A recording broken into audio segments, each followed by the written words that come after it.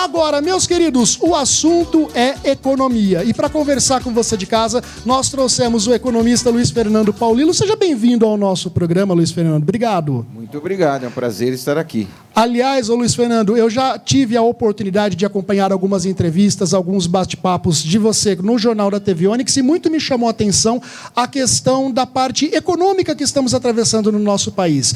Aí a pergunta é, que muitas pessoas acabam se perguntando também em casa, por que está tudo tão caro e o dinheiro não está conseguindo comprar o tão caro que estão as coisas? Bom, primeiro que alimento sempre é produzido a céu aberto, é diferente de outro tipo de produto que muitas vezes é feito num ambiente fechado. Então tem a influência do clima, tem a influência do solo, tem a influência de tragédias, não é? Então, quando a gente olha um índice de inflação direcionado só para o grupo de alimentos em geral, bate lá um aumento percentual, que é ponderado por todos os grupos de alimentos, que chama atenção. E aí você vai ter uma variação muito grande entre a cebola, a batata, as frutas em geral, o leite e assim por diante. Por quê? Porque daí você vai entrar no que explica a produção e também toda a logística, que é transporte, estoque, de cada produto para diferentes regiões do Brasil, né? Isso que aconteceu, por exemplo, lá no Rio Grande do Sul, afetou bastante também na questão da economia, porque muito se produz lá no Rio Grande do Sul até chegar para a gente. Vamos sentir também isso no bolso, ou já estamos sentindo? Já estamos sentindo, e não é só o arroz. E quando a gente fala afetou o arroz, muitas pessoas pensam diretamente na agricultura e ponto final. Não é só isso, porque boa parte da produção do arroz, lá no caso do Rio Grande do Sul, já tinha acontecido, já tinha ocorrido a colheita.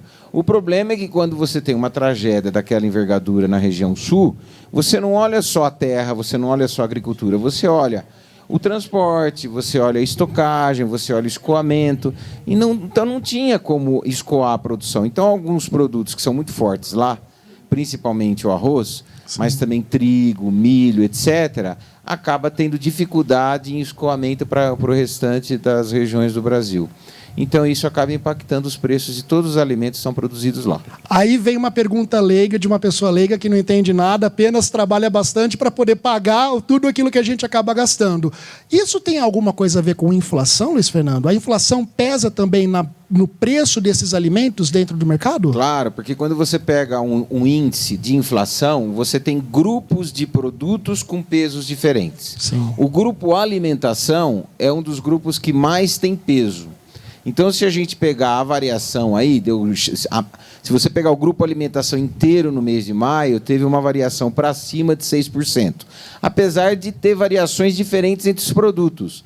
Então, a batata foi o grande vilão do mês, teve 20% de aumento, a cebola 6% de aumento, o leite 3% de aumento. Mas quando você faz a ponderação por todo o grupo alimentação, dá cerca de 6%. É um aumento significativo. Então, você tem lá vários grupos, né, de produtos. Então, você tem produtos de limpeza, higiene pessoal, você tem a alimentação, você tem o que nós chamamos de preços administrados, que é tarifa de ônibus, tarifa de pedágio, assim por diante.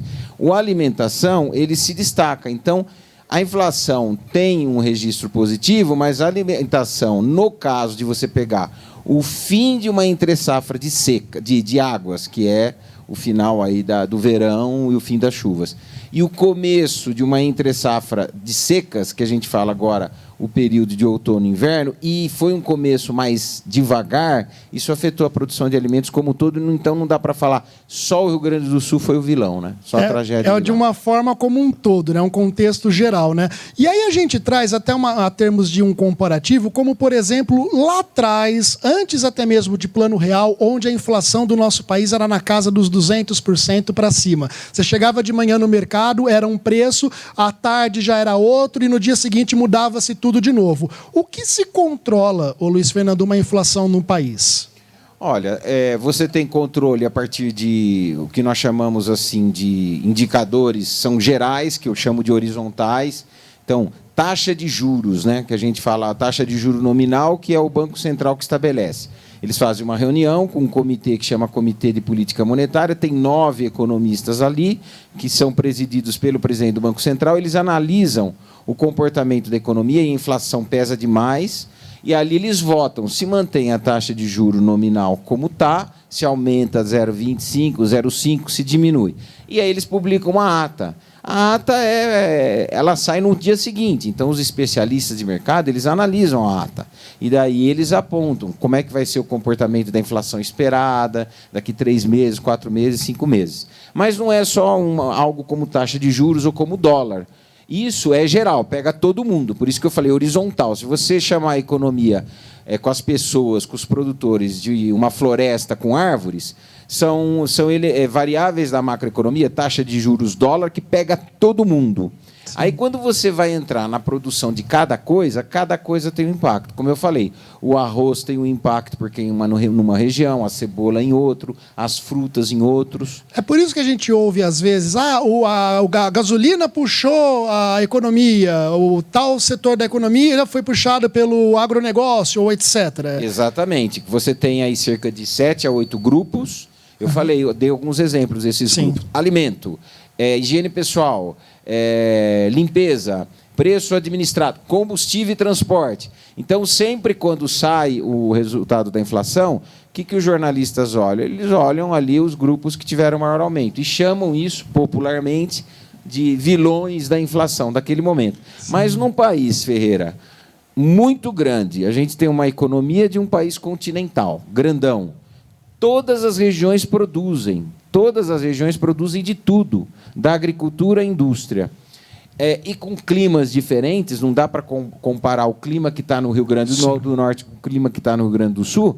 Então, é um país especial, é uma economia especial para você observar comportamento de inflação sempre.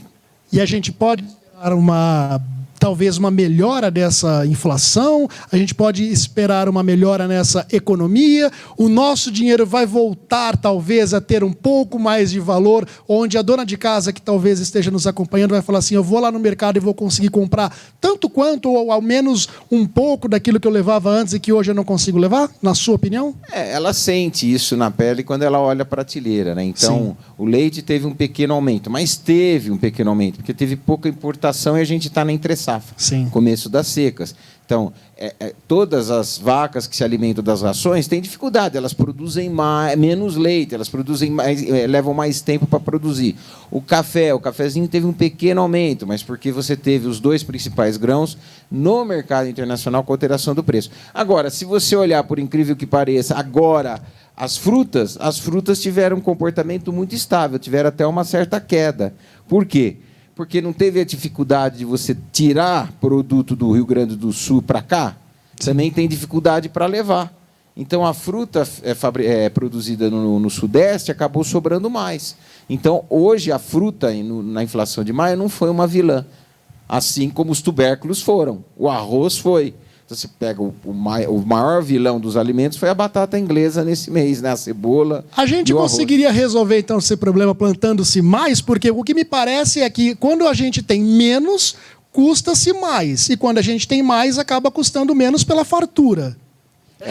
Não é assim, não é tão lindo assim ou fácil assim, mas é nesse caminho, Luiz Fernando? Essa é a primeira pergunta que um agricultor faz, seja pequeno, médio ou grande. Mas ele vive desses altos e baixos, ele enfrenta o problema do clima diariamente, semanalmente. Então, ele não consegue trabalhar nesse nível, vamos chamar assim, de gangorra. Aí eu estou pulando para uma outra cultura, não, aqui piorou, eu vou para outra. Leva um tempo entre o preparo da terra, a colheita, etc, etc. Então, ele acaba vivendo todo um ciclo da produção. Eu vou dar um exemplo da laranja. É difícil você falar para o produtor o seguinte, tira todos os pés de laranja e vai para a cana, que é uma coisa que até acontece aqui na nossa região. Mas é um desafio para ele, porque hoje um pé de laranja ele dura 18 anos. Então, ele prefere perder um pouco numa safra e aguardar para ganhar na outra, porque ele gasta menos para manter e esperar a renovação da produção do pomar de laranja. Então, é difícil chegar e erradicar. Eu dei esse exemplo de todos os pés de laranja e dizer, vou para a manga. Não é simples para ele. É o velho dilema de qualquer produtor aí que mexe com terra. Enquanto isso, você, minha amiga, vai tentando ajustar o seu cardápio. Se hoje a batata está cara, tenta usar outro insumo para fazer a sua alimentação. E assim a gente vai levando a nossa vida, né, Luiz Fernando? É sempre muito difícil a gente seguir o comportamento de preços. Mas isso é uma coisa que os economistas sempre falam. Vale a pena pesquisar e vale a pena você encontrar substitutos para o que você está comprando.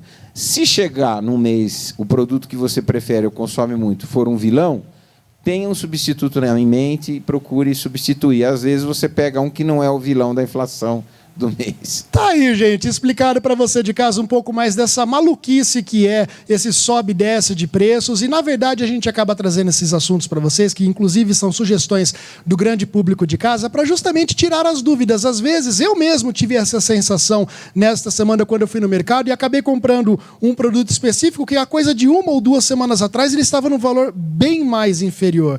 E hoje ele estava num preço exorbitante. Falei, opa, mas por que isso está acontecendo? Então, para isso, trouxemos um economista para conversar com você de casa e tentar esclarecer um pouco mais dessa dinâmica. Afinal de contas, quem continua pagando por isso somos nós, consumidores. Então, vamos nos adequar a essa situação. Luiz Fernando, obrigado pela participação, presença aqui em nosso programa. Sinta-se sempre convidado a estar com a gente, trazendo mais destes conhecimentos da parte da economia, porque muitas pessoas acabam não tendo esse feeling, essa noção para poder desvendar algumas dúvidas. Eu que agradeço a você, os telespectadores, as pessoas em casa. Me senti verdadeiramente em casa. Parabéns. Que ótimo. Então fica na plateia, porque daqui a pouco vai ter prêmio, viu? Opa, isso é bom.